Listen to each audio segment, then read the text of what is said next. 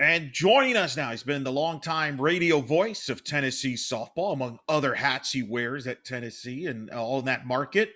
Our good friend Brian Rice joins us here, and hey, kind of quite a week there in Tennessee you just had over there. It has, I knew this was a distinct possibility, let's say, for a while, but um, it has been really heartwarming this week to see the outpouring for Ralph. I mean, much like there was for Mike Andrea, much like there was to a certain extent to Lou Harris Champer, um, to see people reach out and just put up the numbers of what it really meant to Tennessee for Ralph Weekly to be here over the last 20 years. And certainly, you can't really separate Ralph from Karen because they've truly done it together this whole time. And now Karen's going to have a chance to take over and put her own imprint on it. Ralph's still going to be around. He's not going to go out on the boat while Karen goes and coaches games. I guarantee he'll be sitting in the stands making, you see him in the dugout making his list. I guarantee he'll have a list for Karen when they come back home and sit around the dinner table at the Weekly residence. But it's been very good to see the outpouring from around the community, from players that played here 2 years ago to players that played here 15 years ago, talking about what Ralph meant to them and to their careers, and to develop them on into successful women and wives and workers and coaches all across the country.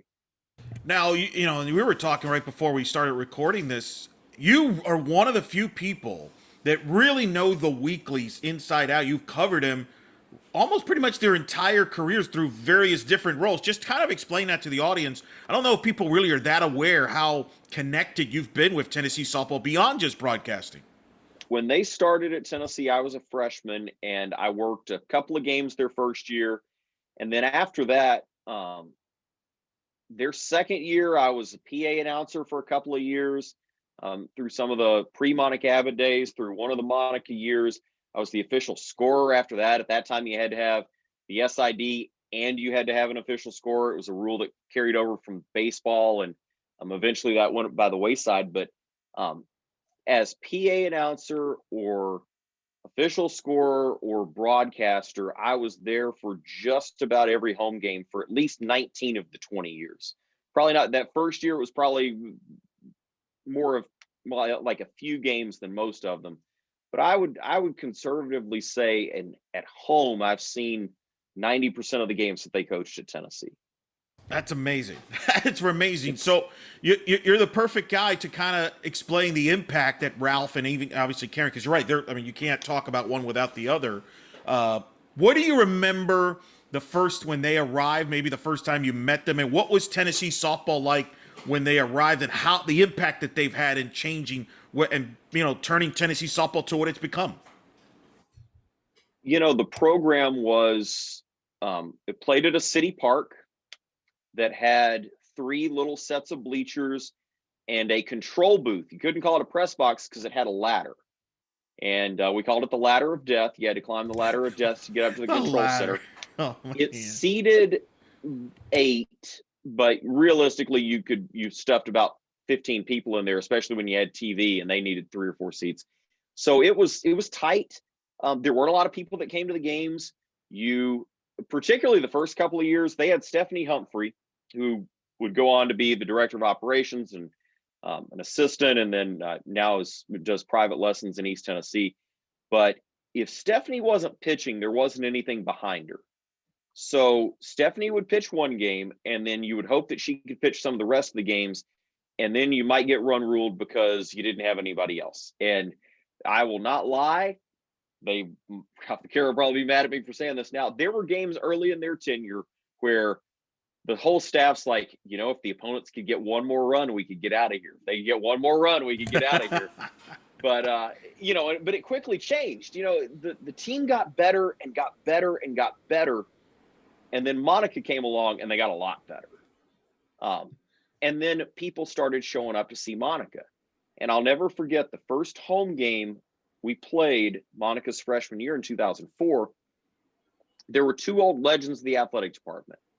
Gus Manning and Haywood Harris. Haywood was the longtime sports information director. Gus was the sports information director as well as a bunch of other hats when he hired Haywood. And they were on the men's athletics department. We were separate athletics departments at the time. And there was always a lot of rivalry and tension between the men's department and the women's department. But here came Gus and Haywood in Gus's little Cushman cart that he used to drive around campus, and pulls up, and he comes in, and somebody says, "Gus, what are you doing here?" He says, "I've heard about this girl. I've got to see her." And Gus Manning saw virtually every softball game we played at home after that, until he had a stroke and couldn't come anymore. So I think I've always thought of Gus as the example of the fan who didn't know they loved softball, but found out. Megan Ronowitz says that all the time from ESPN. You either love softball or you just don't know that you love softball. Right. And he's the perfect example of that. And Monica brought him to the park, and he stayed. And I think that's a great microcosm for the rest of the Tennessee fan base. They came to check out the novelty of this pitcher who they've been told is the most dominant that anybody will ever see. And then they stayed. They kept coming back. And that's the story that Ralph and Karen were able to sustain that. Monica Abbott, there's no doubt what her impact was on the program and on softball in the Southeast. But it doesn't mean anything if you don't ever go to the World Series again, if you don't host the NCAA tournament. Tennessee's they've been in top 16 national seed every year that's been a thing. And that goes from Monica's second year all the way until today. And that's the kind of staying power that you just don't see places really anymore. Well, and you bring up Monica, obviously. I mean, that was a huge impact, not just for your program, but for the sport. I've written about this and I've talked about it on the podcast. I had Christy Fox during the World Series on. That Tennessee-Arizona championship series is a huge turning point for the sport. It's still the most watched college softball game of all time. Monica Abbott against Taryn Moat. I know that was when you mentioned, I didn't know until I liked softball until that was my moment right there, watching that series. And I think that was kind of the huge thing when Monica kind of exploded, and the weeklies and that relationship to this day, it's still important. I mean, I just had the weeklies on last year. Monica's in the Olympics, and they talked about hers coming over and bullpen sessions. There's that bond. But you're right, that Monica put Tennessee, but helped college softball put on the map, and the SEC. You would agree, because the SEC was not what it is now. Back then, Tennessee was the first to kind of be that legit threat from the SEC to maybe win the national title. Yeah, it brings up something, because we saw Monica earlier this year down at Texas A&M, played in the non-conference tournament down there. And Monica was training in Houston. Actually was training with another former Lady Vol, Aubrey Leach. And they show up at the ballpark together, and Monica ends up talking to the team and Aubrey as well. But something that I had the opportunity to host some Zoom sessions with alumni this year that Megan Rhodes-Smith and Tennessee Marketing set up, try to get everybody together in a pandemic year that maybe everybody couldn't come to the ballpark. And the thing that struck me that day that continues to strike me is you will see players who never played together, were in different decades, come to games together, sit together, talk together. And it's truly a family unlike any other sport I've ever been around at Tennessee or anywhere else. But Monica and Aubrey show up together, and you don't go, how do they know each other? You go, well, that seems pretty normal. But Monica stayed involved. She'll talk to the team. When down in Texas A&M, it was, do you tell the team that she's there? Because you had a pitcher in Callie Turner who was looking up to, she grew up idolizing her. Do you want to tell her that her idol's in the stands? Well, they did, and she went out and threw a no-hitter. So there are little things that you can get from having a legend like that is willing to still be involved and all of that. But you also have to continue, like I said, following up on what you did. The 2007 season, magical, ends up finishing second in the World Series.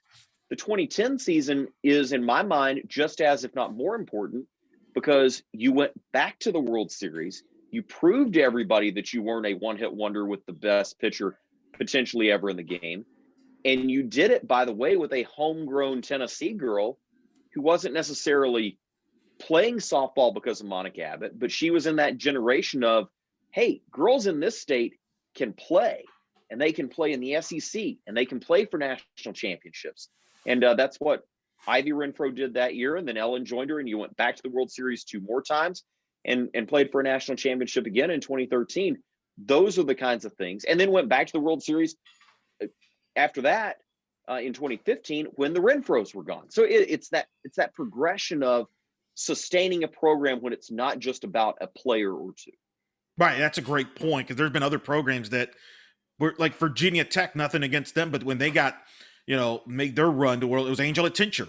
And they're still, that's the deal. And there's nothing wrong with it, but you're right. The weeklies kind of showed that they can win in different ways, with pitching, but they could also win with offense. 2013, I just had Madison Shipman on recently. I mean, they pushed arguably maybe the greatest softball team ever assembled, that Oklahoma team, and it was right there. I mean, that game 1 is a classic, the Chamberlain walk-off, but that was the thing. They were always pushed there, and I think that's so amazing. Talk about, and I think people have always been fascinated from the outside, the dynamic as far as Karen and Ralph from a coaching standpoint. Obviously, they're co-head coaches, yet they both it's kind of interesting. Like Karen handles a lot of the media stuff for the most part, but Ralph is still in.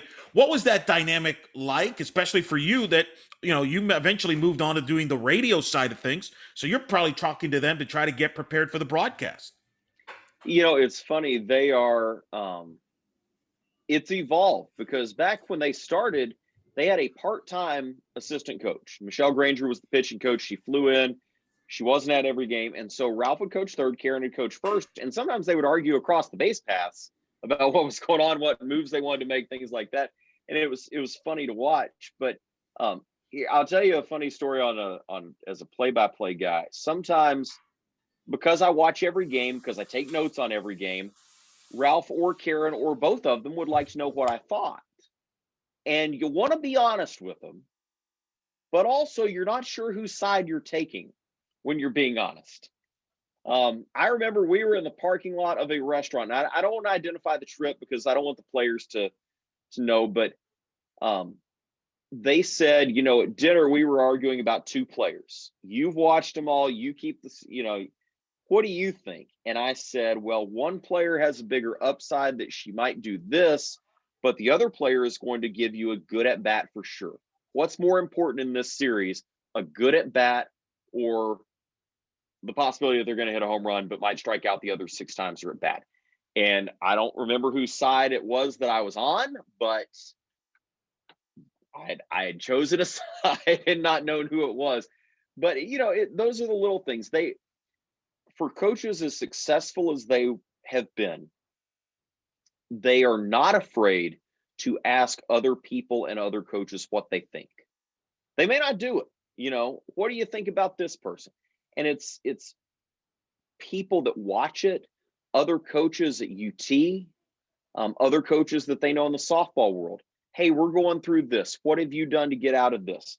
You never stop learning. And I think having people who have done it at such a high level for so long that are still not afraid to ask the basketball coach, you're not afraid to call Rick Barnes and say, we're dealing with this. How do you deal with this? Or they're not afraid to call their friend that they've coached against for a decade and say, we're dealing with this. How do you deal with this? They're not afraid to ask the radio guy, what do you see when you see these girls hit? I don't know. I certainly don't know nearly as much about it as either of them or any assistant coach they could get. But sometimes we get in these little silos of we're so focused on one thing because we see it every day. You need a fresh perspective, and it may not change everything, but it may change the way you look at something. And that's been most impressive to me with Ralph and with Karen has been, no matter how long they've done it, they have a willingness to learn and a willingness to talk with just about anybody to help make themselves better, but also to help spread the game. Speaks to the fact they're very, how they treat people too, and how classy they are from that standpoint. Like the fact that, they come in to ask you, they trust you, and I took that with Ralph, because I think people sometimes get the wrong idea about Ralph. You take a shot at him on TV and he's got that, intense look, and people are like, oh, what is it? Tell people about Ralph that maybe people don't understand about Ralph or don't know about Ralph, that maybe there's some that people may be surprised about Ralph weekly in dealing with him. He will make you laugh. Not all the time. That's not his brand to always be the funny guy, but he'll make you laugh. He'll break the silence. But that he is always wanting to learn.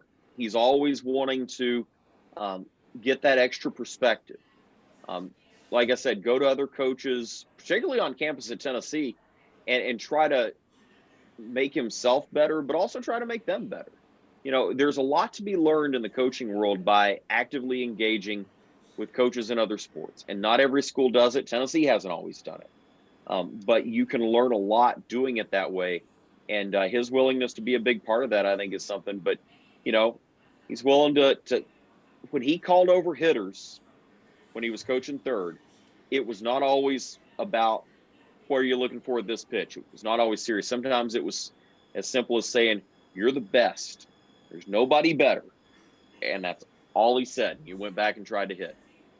So it was, he's always the same in that he's always serious. He's always focused on doing what's best. And he's always focused on kind of the outcome, but he's also focused on what can we do in this situation to help everybody maximize what they're able to do. Did they play the good cop, bad cop role, Ralph and Karen, with the players? Because I've seen staffs where sometimes the head coach might be, hey, I got to be tough on him, but you got to make sure, hey, pat him on the back, say it's going to be all right, because sometimes you want to get that message out. Did they play that role there, or were they pretty much who they were? Like, describe that dynamic. Sometimes you had to be bad cop, bad cop. Yeah. One says something and the player goes to the other, goes, well, I don't know about this. Nope, they're right. There's some of that, but you also had to be careful. And I think they did a good job of making sure it wasn't like this, but you have to be careful that it's not the mom and dad, you don't like the answer that mom gave you. So you got to go to dad. And so they were fairly consistent, and always having, in my time, you had Marty McDaniels, pitching coach for a long time. Now you have Megan Rhodes-Smith, who's been there. The director of operations was always a former player, or the volunteer assistant was always a former player, or somebody that the players could always go to, and not necessarily find the good cop, but also get some affirmation that what they were getting from Ralph and Karen was exactly right, or helping the players express to them what they're seeing or what they're doing or how they're feeling. And that goes back to the willingness to learn, the willingness to say, okay, we're having this conversation, but you're not hearing what I'm saying. How do I help you hear what I'm saying? And that goes both ways. That's them telling a hitter, you've got to make this adjustment. It's them telling a pitcher, you've got to find a way to hit this spot. But it's also the player coming back to them and going, I am struggling to get there, but I don't know how to express it. How can we do that? And I think they did a good job of using their staff members over the years as well to help maximize that relationship. How do you think Ralph's going to feel come February, opening day, and he's not in the dugout? Is that going to be difficult for him?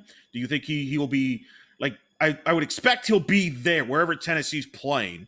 I would assume he'll be there somewhere. I can't imagine him just, or is he the type that can't, is it going to be too difficult for him to be there? What do you think he's going to be like on opening day when he's not in the dugout? I think he will miss it. I think it will be very difficult, but also he's happy for Karen, and he knows what she's going to do. He knows the confidence that he has in her. So I think it's going to be a lot easier from that standpoint than it would be, let's say they both walked away and Tennessee hires Coach X from whatever program. I think that would be a lot more difficult to see somebody else fully take over what you built almost from scratch. He may be sitting up there at the broadcaster table with me. I might not be able to. I was going to say. He might not be able to just sit in the stands and be a fan and write down on his notepad. He might need to talk his way through it, and I'll be glad to have him help me do that. There you go. They're new color analysts right there. I've worked by myself pretty much the whole time, but if Ralph wants to grab a headset, I'd let him and get some of that information. But I think, again, if it was somebody else other than Karen in that dugout, I think it would be very difficult, and he probably wouldn't want to be there very much. I think with Karen being there and she's still going to ask him what he thinks. There's no way that they go home to the dinner table and she doesn't use the decades of experience that he has. That's not going to happen. So, it'll be difficult for him to not be the one filling out the lineup card, but I think he will be there in a supporting role and an analyzing role to say, hey, here's what I think. Take it or leave it. Here's what I think. And I think that'll be healthy for him, and I think it'll be healthy for the program. What do you think it'll be like for Karen opening day? Not having him next to him. I mean, obviously they're going to be still around each other, but they're not. He's not going to be in the dugout. As it was announced Friday, obviously Chris Malvo will be the new assistant there, which is by the way, a big splash. I mean, that's a big, that's a good follow up there. I mean, so that'll create some excitement from that standpoint. But what's you think is going to be like for her? She obviously has got an extension through 2025. Far from done. Still has a lot left. I mean, just in talking to her, the passion is still there. She still adapts, correct? Yeah, I think she is going to be very excited to make her own mark on it. And not, she's not going to be taking the program in a completely different direction from where Ralph had it. But I think she has her idea of maybe little things that she'll tweak. But I think she's going to feel confident going up to the umpire with the lineup card for the first time as the head coach. And I think the team's going to be confident behind her because they're going to instill that. It's a familiar voice. It's a powerful voice that she has and that she wields and that she always has with the team. And so I don't think a lot's going to change from that perspective when you look at her confidence level and what the team's confidence level is going to be playing for. Tennessee athletics as well as anybody. In historical terms, where are the weeklies in the history of Tennessee athletics? And I've talked to them about Pat Summitt. Pat Summitt's one that's obviously at the top there. Any Mount Rushmore you want to put in any class, Tennessee athletics, Peyton Manning, Monica Abbott comes to mind. But I got to believe the weeklies are right up there. Where do the weeklies stand as far as Tennessee history? Because I think what's so impressive, what they've done to me from the outside, is they've built this juggernaut program at the, going up against women's basketball. Like Tennessee women's basketball is the flagship, if you will, for women's athletics. Like, when people think women's college basketball, Tennessee, UConn comes to mind, even to this day, because of what Pat's built. And then obviously football with Peyton Manning and all that's coming up. But softball is right up there now. If you're talking coaches, the pillars at the University of Tennessee prior to Ralph and Karen coming here are General Neyland, built the football program won a national championship in 1950, won a couple others by other services in other years as well. It's Pat Summitt. It's Ray Mears in men's basketball, though he never won a national championship, never went to a Final Four. You also have Ray Buzzard, who was a longtime swim coach on the men's side, won a national championship, won multiple SEC championships in the 70s. And then you have some legendary figures in the track program as well. But if I'm ranking coaches in the history of the University of Tennessee, it's Pat Summitt, it's General Neyland, it's Philip Fulmer, and it's Ralph and Karen. And I don't know that you have a real good argument to put anybody else in there. I mentioned Ray Buzzard in swimming, had a lot of success. Ray Mears made Tennessee men's basketball a thing in the time of Adolph Rupp, in the time of the 60s, the 70s. He had a premature end to his career with some health issues. Everybody else, comparatively in tenure-wise, has been a lot shorter. And so I think when you look at the long-tenured coaches at the University of Tennessee, they are your pillars. And I think Ralph and Karen have every right to be mentioned in that same breath with General Neyland, with Philip Fulmer, with Pat Summitt, because of the longevity and the success. There's not anybody beyond that list that's played for multiple national championships, and they have. So that's kind of where everything falls. I agree. And I just can't imagine where Tennessee softball would be if they didn't come from Chattanooga. I mean, I don't know where, it's going to be a strange day whenever that's going to be a while, but it's going to be a weird day whenever the weekly era is done at Tennessee. I just think it's going to be really weird. Kind of, I'm sure to some extent similar to what Arizona's about to go through with Mike Condrey stepping down, but they kept it in the family with Caitlin Lowe. I don't know if that's guaranteed, if that's something that, could happen at Tennessee softball like it did they've tried at women's basketball, but it's still going to be unique. Yeah, you look around and say, if they had never come, are you still playing at a city park off campus? Well, probably by now you're not, but what would you have built? What would you have had excitement to build? What would your program look like? Every program in the SEC has raised itself to a level where they're competing to go to the NCAA tournament every year. Every one. Tennessee would have eventually gotten there. Joan Cronin was the women's athletics director at the time. If Ralph and Karen did not come, she would have hired someone with a winning pedigree, because that's all she hired. Every coach that they hired under Joan Cronin had a winning pedigree and ultimately was very successful. And so I have to think they would have gotten there eventually. Would they have gotten there as quickly with somebody else? I don't think you could argue that they could. But it's kind of the Monica Abbott argument. Do Ralph and Karen get there as quickly without Monica Abbott coming in and saying, I want to build a program? I think they would have gotten there eventually. Would they have gotten there in 5 years, where they take over in the 2002 season? By 2005, they're in the World Series. By 2007, they're in the National Championship Series. Without Monica, you're not building it that fast, but you're probably building it.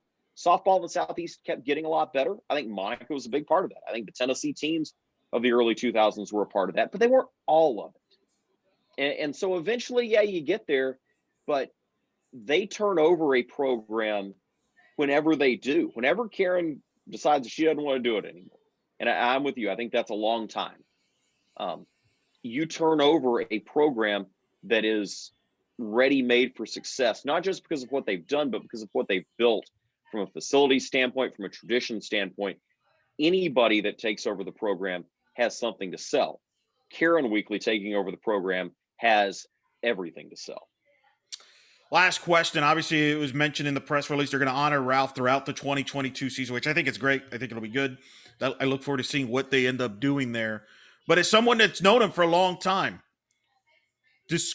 how would you describe somebody? If somebody asked you, hey, what's the legacy of Ralph Weekly? What's Ralph Weekly? How would you describe him? What's the legacy, and how would you describe it to someone that maybe comes up to you and asks you about him?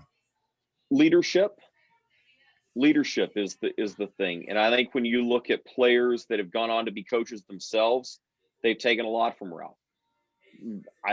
Maybe not tactically, maybe not the way they run their offense, maybe not the way they do any number of on the field things. And I'm sure they've taken plenty of those things because of the immense softball knowledge that he has had. But the leadership is everything. And he learned a lot of that in the military, in his service through Vietnam and getting a Bronze Star. But it's the little lessons that he provided along the way. And, and I talked about doing some of those alumni Zooms earlier this year. It was things that players acknowledged that at the time they might have found a little hokey, and they might have found, they might have turned around and laughed to their teammates. He said this, and he said, well, if this, you have to be on time, because if we weren't on time in the military, we might not still be here. Little things like that. If I'm trying to think if there's a specific phrase that he used, and if I hadn't tried to say it, I could have recited it right off. But it's, the gist of it is, you've got to make sure that it's going to be done right, and you've got to take the time. You've got to have the details done to where it's done right, because a job done halfway isn't done. And I don't think a lot of people who are 18 to 22 years old understand that. They hear it and they laugh at it because it sounds hokey. And then when they're 32 years old and they have a husband and a child and they're in the middle of their job, realize that was the best lesson I learned when I played softball at Tennessee. And there's all sorts of little lessons along the way. In some of those Zooms, you had 5 players who told a variation of, I realized at 28, I realized at 34, that the most important thing I learned at Tennessee softball was X. And all of them had slightly different answers. But this was the most important thing they told me. This was the most important thing I learned. And not a damn one of those things had anything to do with how they hit the rise ball. And I think that's the lasting legacy, is that you have been as successful as Ralph Weekly has been. And the most important lesson that virtually every player that's come out of there has learned has nothing to do with the game of softball. It'll be unique. Hopefully he does join you in the booth. I think that'd be fun. I tuned in. Let's get it going. Let's get a petition going, because I think that could be entertaining. I might have to use the dump button from time to time. I was going to say, yeah. I mean, double play or so strikeout with runners on, but that's a risk I'm willing to take. Might be the first ever analyst for working for a home team that is allowed to be critical of the head coach. Hey, Although he's it might the one not who be has to answer to her, not Right. me. Well, Karen will come to me and go, Ralph said what during the broadcast? I do think that conversation would take place at some point. Don't hold me responsible for it. You live with him. You tell me. No. But if he had want to do that, I'd be happy to have him. I don't know that he'll want to do that, but he may want to sit in the stands and write things down on his notepad and just share them afterwards. We'll see. But it's going to be different. But I think it's also going to be very good for Tennessee in the long term to have Karen running things, and Megan Rhodes Smith and the family, and then Chris Malveaux coming in. When you look at, I think when you're a head coach and you're trying to hire an assistant, you look at what beat us. What beat us?